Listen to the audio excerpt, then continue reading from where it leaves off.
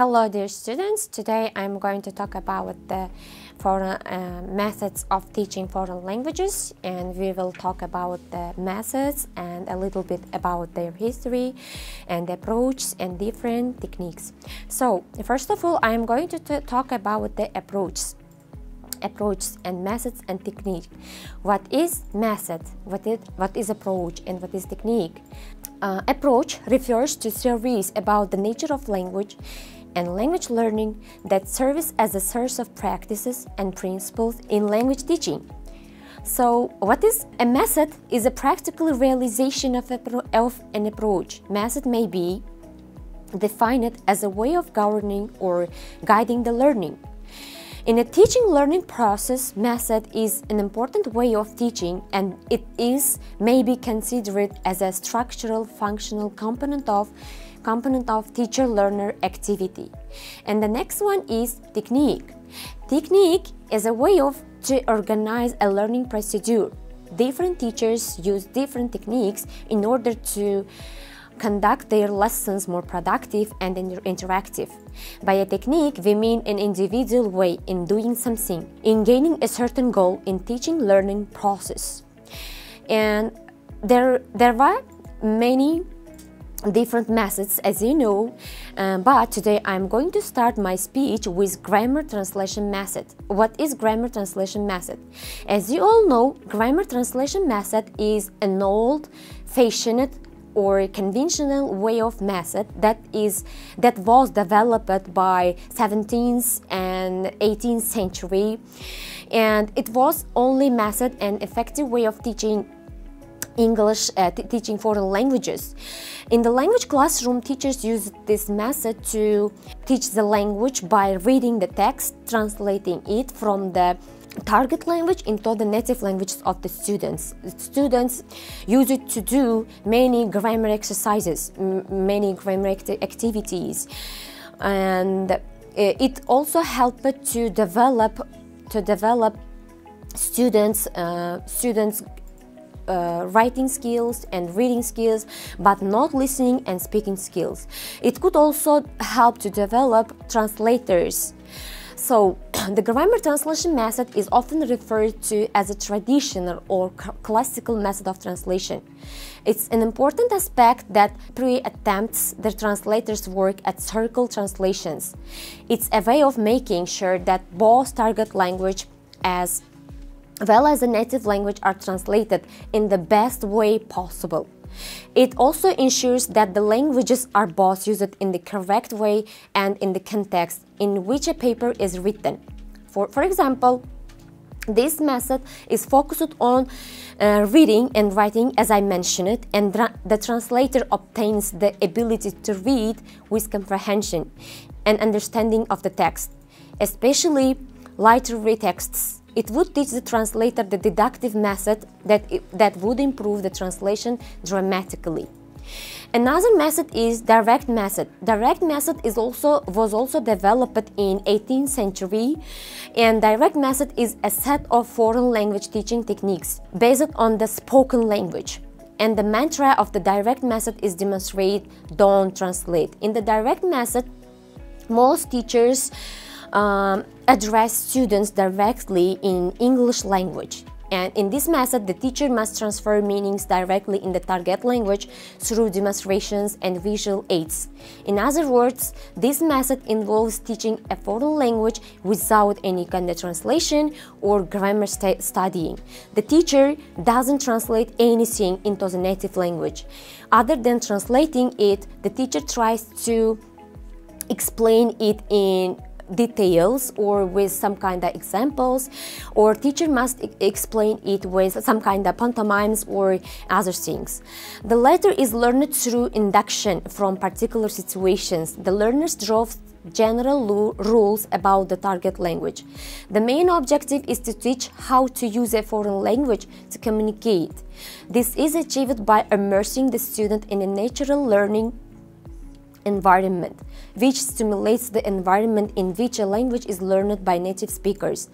In direct method, you can develop your students' reading, speaking and listening skills. And the key features of the direct method are immersion, teaching vocabulary in items through realia and pantomimes. Translation is forbidden here. Grammar is taught inductively. Here I'm going to add extra information and additional information about what is inductive teaching and what is deductive. As you all know, there are two ways of teaching methods, teaching approaches. This is deductive way, and the second one is inductive way. What is deductive way? Deductive way of teaching is a method, is an approach that we as a teacher or as a student accustomed to learn the foreign language. In deductive way of teaching, students learn all the information, all the grammar rules, all the themes by a teacher with more theoretical knowledge, rather than learning it with some kind of videos or pictures or doing some kind of problem-solving solutions. But deductive way of teaching is considered as a conventional and traditional way of method, but it is not used nowadays widely in our 21st century. Most English teachers, most foreign language teachers prefer to use inductive way of teaching, which is clearly created by 17th century by John Cummingway. He created this method, inductive way of teaching, unconsciously himself. He didn't use traditional way of teaching like deductive way. He used more pictures and some kind of images, and he used some kind of problem-solving solutions to teach students with inductive way. And later on, this method was created, and this method was called inductive way of teaching. In inductive way of teaching, teacher uses some kind of clips from the cartoons, or clips from the songs, or clips from the taken films, movies. And here, teacher uses these clips, and he uses it in order to explain some kind of grammar rule or some kind of topic. So let's talk about the audiolingual method. What is audiolingual method? The audiolingual method is a method of foreign language teaching which emphasizes the teaching of listening and speaking before reading and writing. It uses the dialects as the main form of language, presentation, and drills as the main training techniques. Mother tongue is discouraged in the classroom. It means that mother tongue is not used. The audiolingual method, or ALM, the audiolingual method is a product of three historical circumstances. The first one is for its views on language, audiolingualism drew on the work of American linguists such as Leonard Bloomfield. The prime concern of American linguistics at the early decades of the 20th century had been to document all the indigenous languages spoken in the USA. The third factor that enabled the birth of audiolingual method was the outbreak of World War II, which created the need to post large number of American servicemen all over the world. It was therefore necessary to provide these soldiers with at least basic verbal communication skills. Unsurprisingly, this method relied on the prevailing scientific methods of the time, observation and repetition, which were also admirably suited to teaching in mass. Because of the influence of the military, early versions of the audiolingualism came to use. In audiolingual method, the second name of this method was also called army method, and in this method the teacher uses more repetition. The teacher says and the students repeats after the teacher. In audiolingual method, is also used with elementary or beginner level students, especially with, you can also use this method with primary learner students, because you say a word or you say any kind of phrases, idioms, and your students must repeat after you.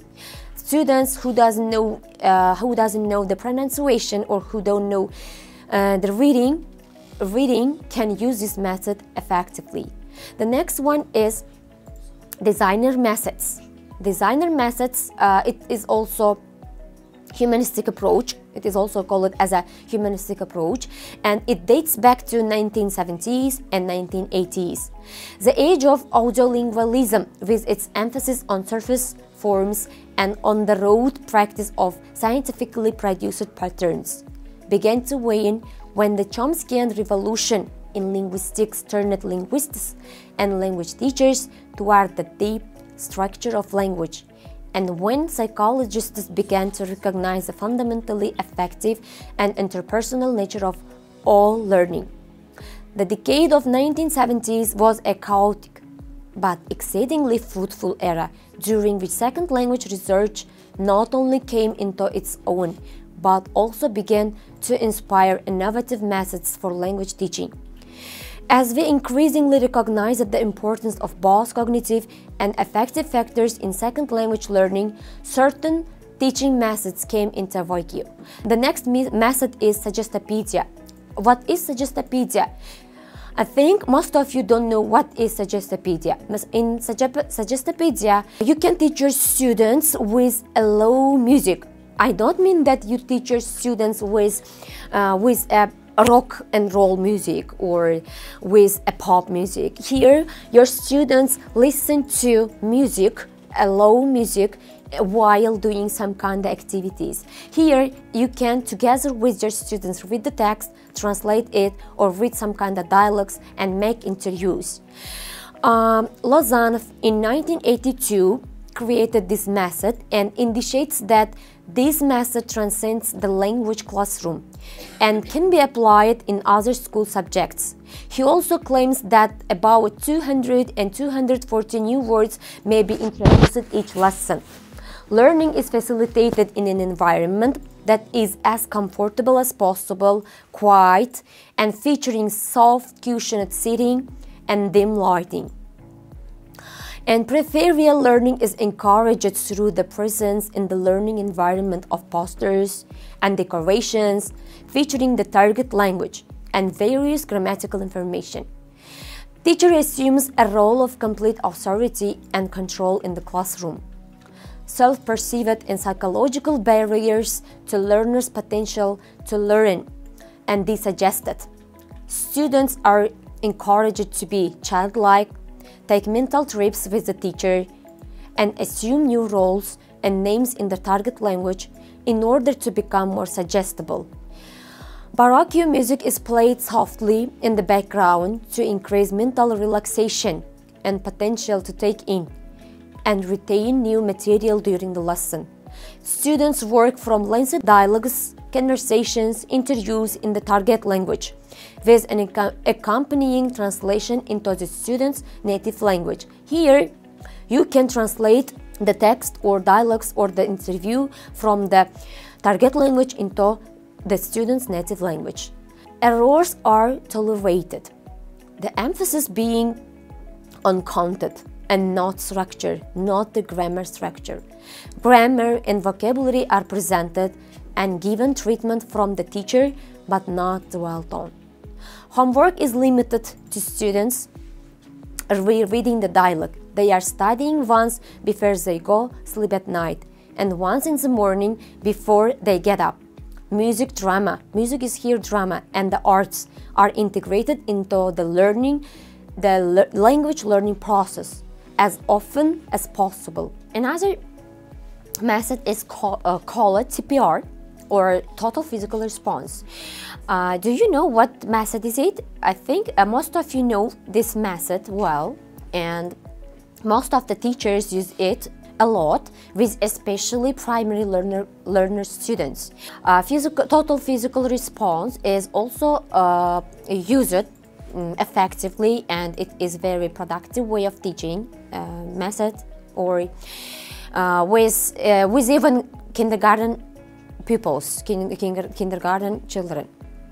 TPR, it is an approach and it is a method to teaching a second language based on listening linked to physical activities, which are designed to reinforce their understanding of the language. In this method, the teacher uses hand actions, by doing hand actions or moving around the classroom from one side to another side, and do some kind of exercises by doing some kind of actions, gestures. It also can help to develop students' language learning and learning a new word or a new idioms. And why this method is used with primary school students. The reason why this method is used with primary school students is primary school students don't know how to write and how to read, and they are eager to get bored. Therefore, it's important to do some kind of hand actions in order to get interested in or involved into your target language, into your subject maybe. And TPR is a method that was developed by Dr. James or Asher to aid learning the foreign languages. The method relies on the assumption that when learning a second or additional language, that language is internalized through a process of code breaking similar to first language development. Students respond to the teacher's commands that require physical movement, and successful second language learning should be a parallel process to child first language acquisition. Appropriate activities can produce stress-free learning. It means that younger learners tend to get bored or to do additional activities, and they sometimes stand up and do whatever they want. Therefore, if you use some kind of hand actions or hand action activities with your learners while teaching foreign languages or new words, they will get involved what you teach, and learners are encouraged to speak when they feel ready to speak.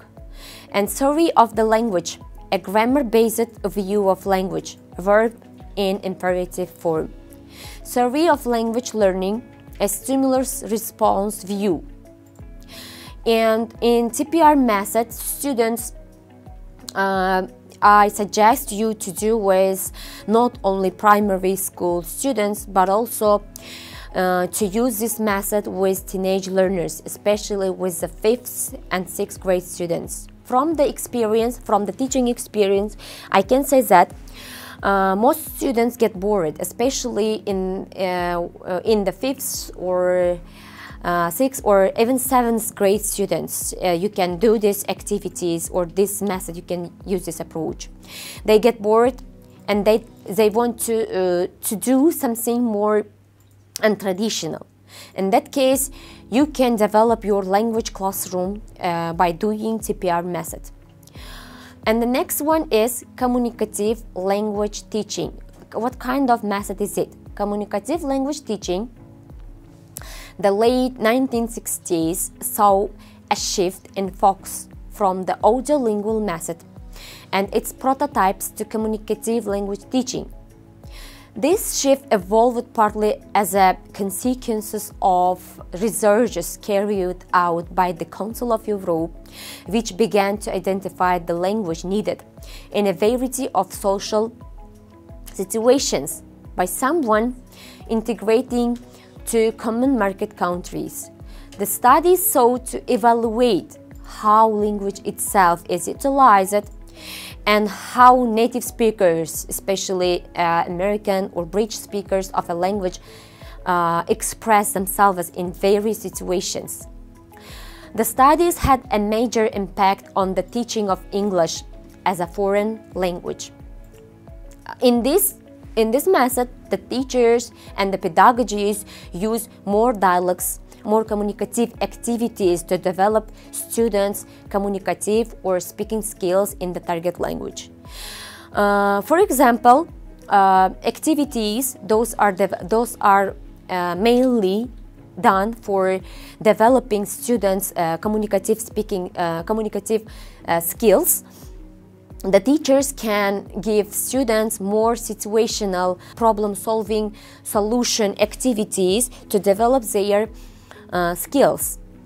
their speaking skills, or the teacher commands students to do more dialogues, or here the teacher can engage students to make some kind of dialogues or interviews. Those can help improve their speaking and communication skills through interaction, through cooperation. Here, not only speaking skills, but also the students will learn how to interact, how to talk to their students, and they will learn how to be active during the language classrooms. The teachers and curriculum designers began to look at content and at the kind of language needed when grading or shopping. Here, you can do, or you can require your students to make role plays. As an example of communicative language teaching process, you can ask your students to make some kind of role plays. This is also called activity for students to enhance their cooperative learning in language classroom, and they can use some kind of greetings in their role plays, or they can visit to shop, or they can visit to a restaurant to have a meal with their friends, or with their immediate or with their extended family. Here they can learn the phrases those are related to the shopping, or those are related to the restaurant or eating habits. And communicative language teaching, it was first created in 1980s. This method, this approach was created in 19th century, and it's great or more emphasis on learning to communicate through interaction in the target language. Authentic and meaningful communication should be the goal of classroom activities. The introduction of authentic texts into the learning situation, the provision of opportunities for learners to focus not only the language but also on the learning process, in enhancement of the learners, their personal experiences, their view as important contributing elements to language learning. An attempt to link classroom language learning with language activation outside the classroom. Fluency is an important dimension of communication. Here, by communicating or by talking in the different conversations, in different situational conversations, students will have fluency, natural fluency, like native speakers. Communication also involves or includes the integration of different language skills here. For example, different language skills means speaking skills, listening skills, or they can also learn how to make up correct grammar structures by talking or listening to each other's speaking. So, learning is a process of creative construction and involves trial and error. Okay, dear students, this is the end of my presentation. This is the end of the methods that I gave you a little bit information about methods, how they were created and how they are utilized nowadays, and how they use it in language classrooms in the past. And I'm glad if I can give you some information about the methods and the history of methods, or developing the methods or approaches in the language learning classroom. Goodbye.